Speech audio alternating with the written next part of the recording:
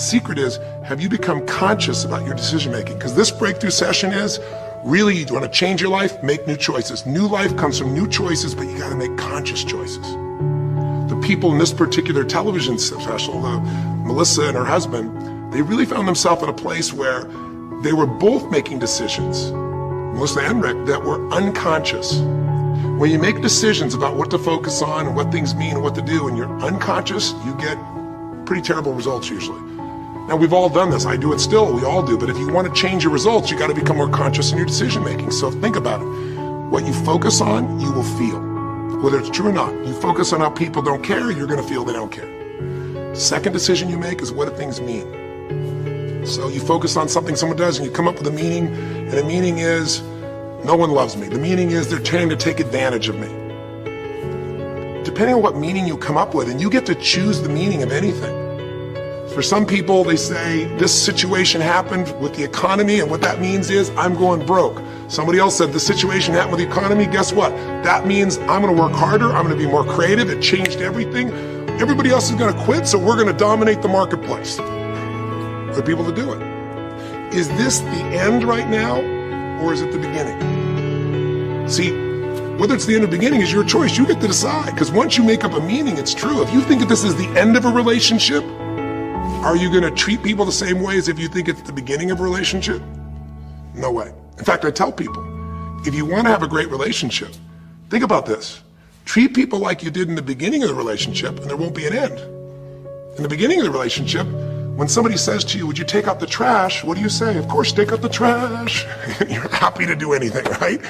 But after about 6 months or 6 years, you go take them out the trash. You go, what do you mean? What, I look like your janitor? Take out your own trash. The meaning we give things is very different, and so we feel different, and our life is different.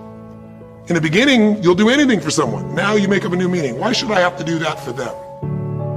Little choices, like what to believe about yourself, what to believe about other people, whether this is the end or the beginning, start to affect your whole life.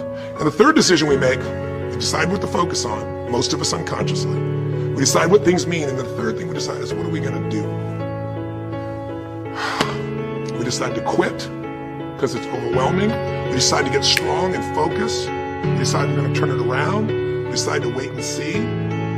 Ultimately, your destiny is determined by what you do. So, for example, what do you do if somebody comes to you one day and says, you have a tumor? Again, I've had that experience. I use that as a reference point because I've had a lot of intense experiences in my life, but that was one of the more intense ones for sure.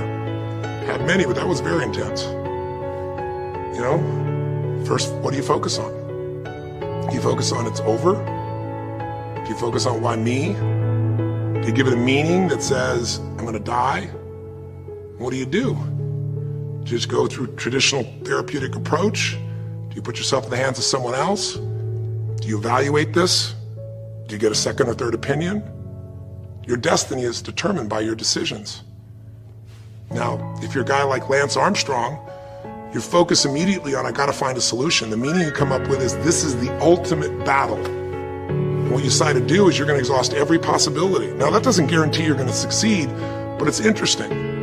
When you have that kind of a mindset, it shifts you. And Lance Armstrong, I mean, he was told things like, look, you got tumors here in your brain, you got them in your lungs, right? You got, obviously, in testicles, and you ride a bike for a living. That's pretty tough.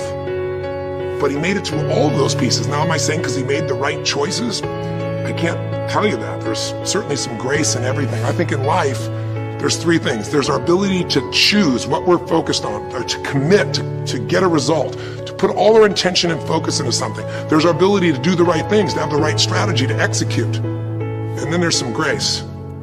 There's what some people call luck, some people call grace. There's, if you do the right things over and over again and with total focus, sometimes, you know, you get good fortune that comes your way. And you tend to have more good fortune when you're totally focused and decisive and you take lots of action than if you kind of just sit around and accept things like you don't have a future.